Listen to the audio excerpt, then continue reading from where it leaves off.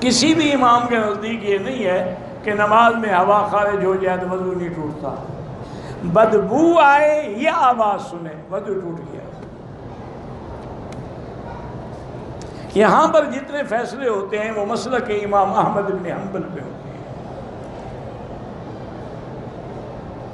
کہتے جی اولیاء اللہ کے قبروں پہ مراقبہ کرنا یہ کوئی شریعت میں حکم نہیں ہے، لیکن یہ غور کریں کہ بھی یہ اللہ والے بھی مٹی کے نیچے چلے گئے تو ہماری کیا حیثیت ہے؟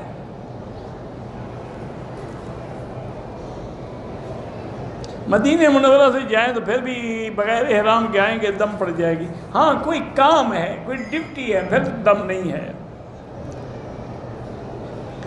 حنفی مسلک میں ٹائم ٹیبل ہے، دیوال یہاں بھی گھڑی میں لکھا ہوا ہے سارا ٹائم ٹیبل کہ یہ ظہر کا وقت ہے، یہ عصر کا ہے، یہ اشراق کا ہے، یہ مغرب کا ہے، عشاء کا ہے۔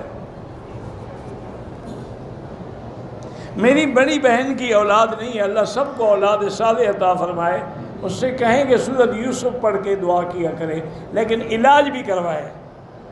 صفا مروہ کے بعد کوئی نفل نہیں ہوتی۔ میرے بھائی قرض دار ہیں، استغفار زیادہ پڑھا کریں۔